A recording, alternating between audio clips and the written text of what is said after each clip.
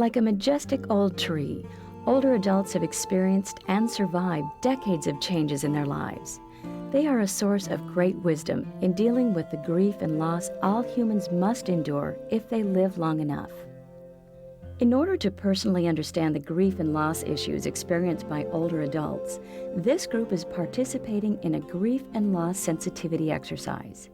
They have been asked to list and prioritize the 5 most important things in their lives. Then they are asked to imagine, one by one, that these things are no longer in their lives and relate their reactions to older adults for whom these losses are a reality. I just crossed off my personal belongings, things that I have accumulated, things that I've had when I was a child. Even my first vehicle, my truck, would be hard to get rid of. So you're pretty attached to those things. Mm-hmm. Mm-hmm. And it would be hard for you to get rid of them. Mm-hmm. And material items are important to us, usually not because of the value of them, but because of the value of the memories and the associations that go along with them. Education, and number 2, job and career. So I don't want to lose both of them because education gives me knowledge and to know more about, prevention of disease, health promotion, and all sorts of things. I want to increase and build knowledge and share things with others. And the job, it gives my basic needs, fulfill my basic need, so I don't want to give up those. So I'll be very sad. So your job and your career are very important to you, partly because of your identity, that you're wanting to grow and develop, Right. and partly because you need that to meet your basic needs.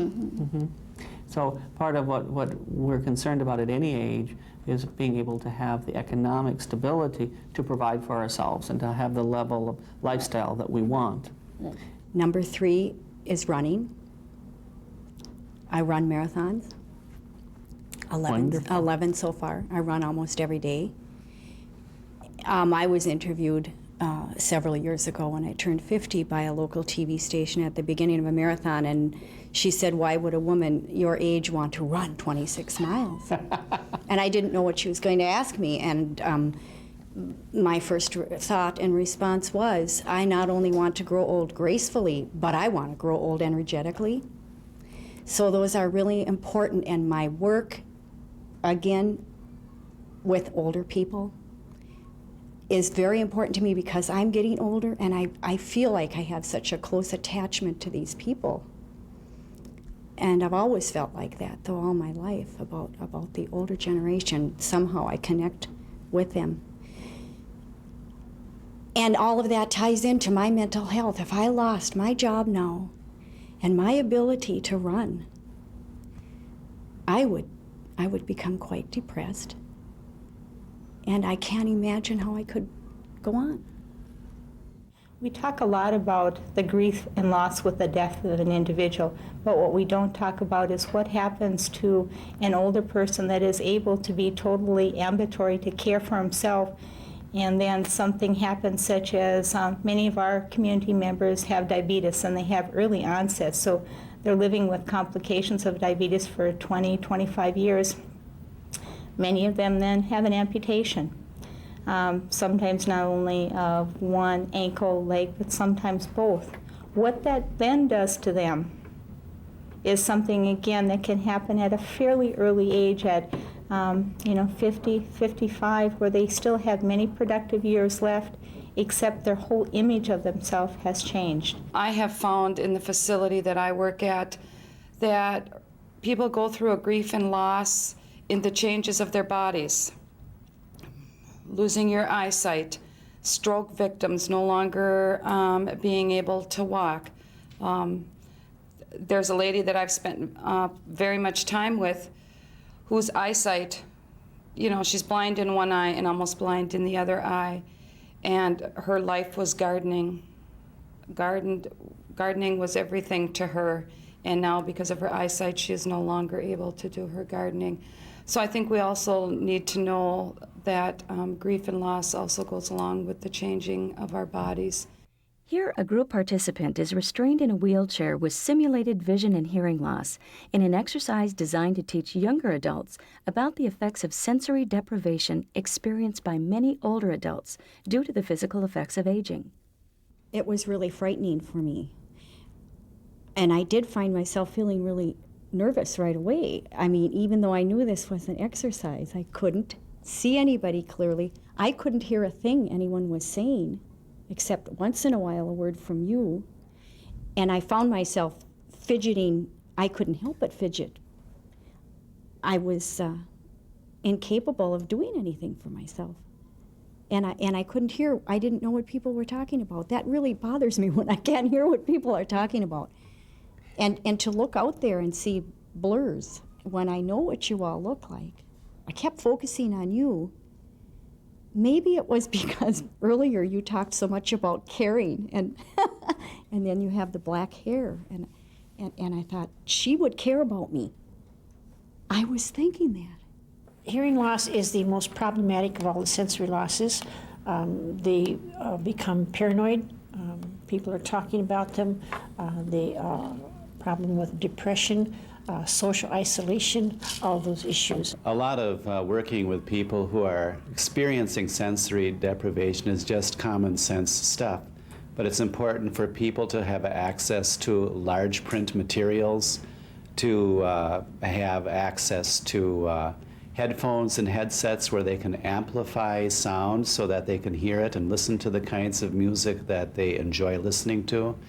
And it's just very important to continue to do ongoing assessment with people regarding how they're hearing, how they're seeing, so that even in spite of sensory deprivation, they're able to enjoy moments where they can experience those senses.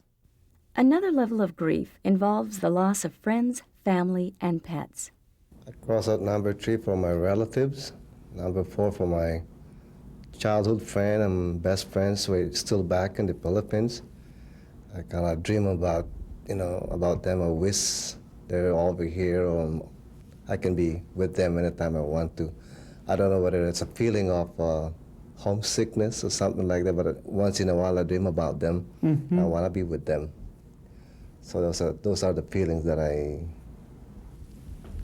coping with right now. And they're alive, but you're just not with them. Yes. Mm-hmm. And it's so similar to what's happening with many older people that have lost many of their friends, or lost touch with their friends, or have lost family members, that they're not alive anymore, but they're having a lot of the same feelings that you are, that they're homesick for them, they're missing them. I crossed off a picture of a dog that I had when my mom and dad got divorced, and she was like my only buddy. During that time, that I was like, we picked her up from the dog pound a couple days after my dad had left, and she died right after we moved up here from Chicago, up north. And you still have a picture of her? Yeah. Mm-hmm. I only have that picture of her and her dog collar. And those are important, yeah. Very important items for you. And you just think about, if somebody didn't know that, and they'd think, well, gee, something's happened to Jerry and he's had to go to a nursing home, or Jerry's in the hospital, or Jerry can't take care of his things anymore for whatever reason, whether it's maybe you had an accident and you're going to be having a long recovery period, or maybe you end up having a serious accident where you end up having some type of ongoing brain damage. If somebody else is going to go in there and take your things, they'd think, well, this is a picture of a dog. I'm sure he's not that interested in that. And they could just put that aside or destroy it. Whereas that's so important. It would be good for you to have that as kind of an advanced psychological directive that if anything happens to me, I want that picture of the dog.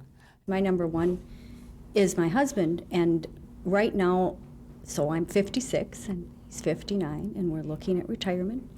And I think to myself, what will I do if I lose him? What will I ever do? How will I manage? And how will I be able to stand losing that kind of love that's deepened through 30 years of marriage and gone through the good times, the hard times, the very hard times, and now the very nice times, and the hardships and the losses we've both seen.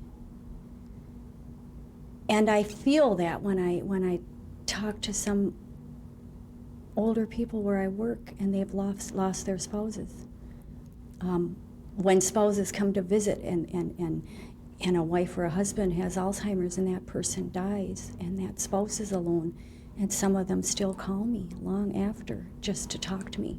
In late adult life, the gift that older people give to younger people is in coping with their own death and dying.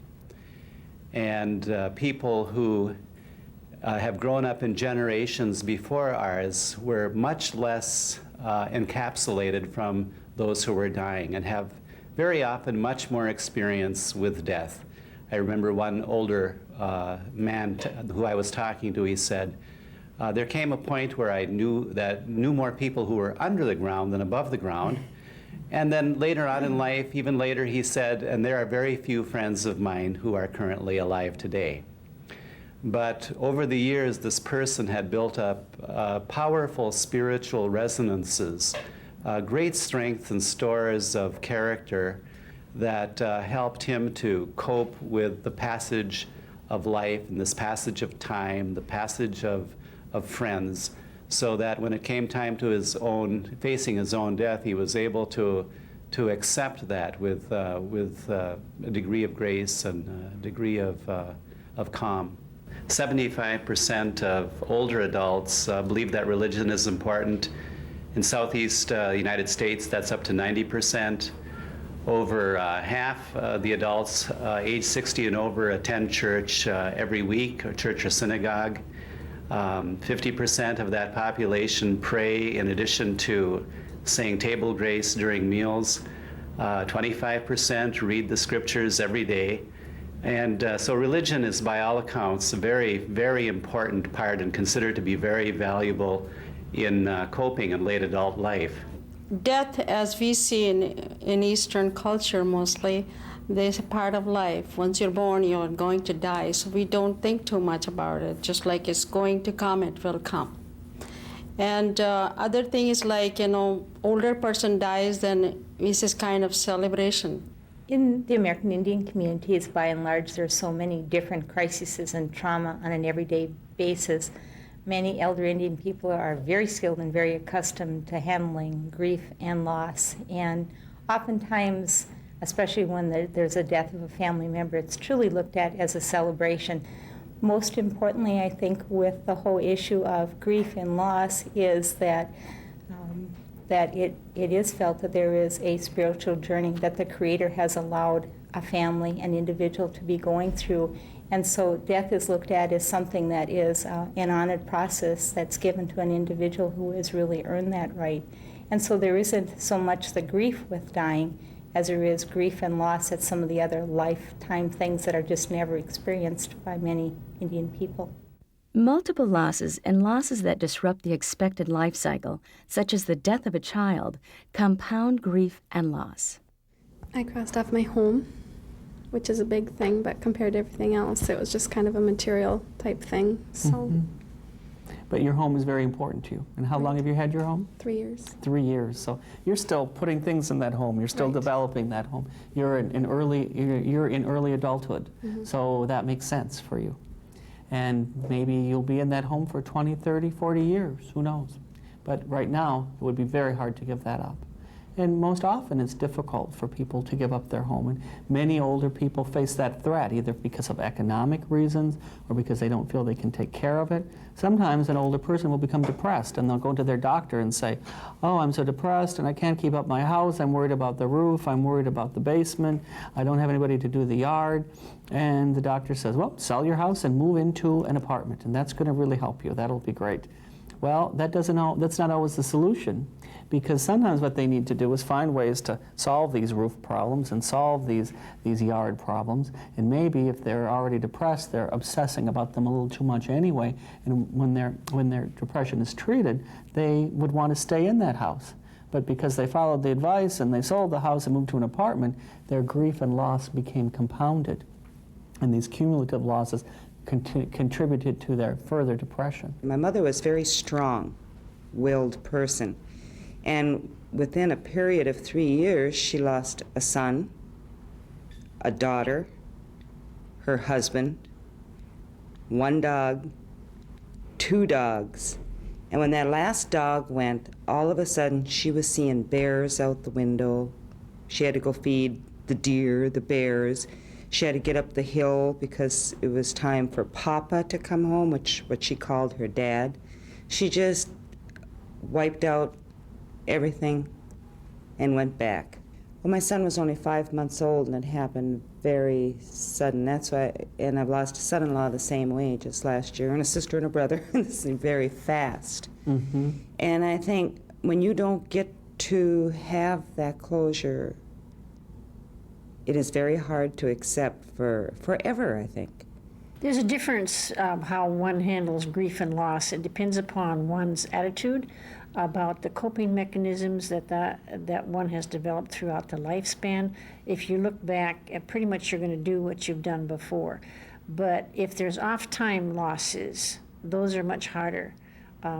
If we expect and they're on time, we can handle them much better. So if you know of someone that has lost children before they die, that's real hard. That's an example of off-time deaths. On time is losing one's friends, and therefore you lose your social support. Many different elders that I have worked with over the years have seemed to have been able to cope very effectively with much loss and grief. For instance, their spouse that they've been partner with for 40, 50, 60 years, that's a difficult thing for them to experience. And yet I know in many situations, even when the son or daughter is themselves 30, 40, 50 years old, if that child precedes them in death, it is extremely difficult. And I know personally, my father, for instance, my mother had passed away almost 14 years previously, and he was a very competent individual in how he was living his life. My brother was very large and obese, and he collectively over the years had tried to, with our other family members, get my brother to change some things that he was doing in his life because it concerned him and worried him. Then my brother had a major heart attack at age 44 and died. And my father was devastated. It was barely a year to date after my brother died that my dad did, and I listened and reflected back then as we shared over the months after his death, and he sent out lots of cues, but he really was very depressed and unable to get over that hurdle of losing my brother. When somebody's going through anticipatory grief or in the process of death and dying, most oftentimes we don't have to say I'm sorry. We can't fix it. We can just listen. I had a friend who was dying of cancer, and I worked in a hospital at that time, and everybody just avoided the room. So I waited 2 days, and then I went in and I said, okay, Sally, do you want to talk about it? And she said yes. And so I sat there for an hour and a half just listening to her concerns. And that's, I think, what we need to practice more of. It's just be there and to listen. Sometimes it's just that if you say, I care, that means so terribly much, rather than I'm sorry, or I can't fix it, or staying away because I can't, So again, we need to hone in on the listening skills. Give them permission to talk about death and dying or what they're feeling, not to be embarrassed, not to feel that you have to give some advice. Sometimes we tend to give too much advice, but just really to be there for them. Hold their hand and just listen. This program was developed to further your personalization of the impact that grief and loss has on the lives of older adults. It has focused on the value and impact of the loss of personal possessions, the importance of career and lifelong interests, the impact of physical and health changes upon older adults, the effects of sensory deprivation and other sensory changes, the importance of relationships with friends, families, and pets. The way in which cumulative losses or off-time losses compound the grief process. The wisdom that older adults develop in dealing with grief and loss. The value of respecting that wisdom and listening while older adults deal with their losses.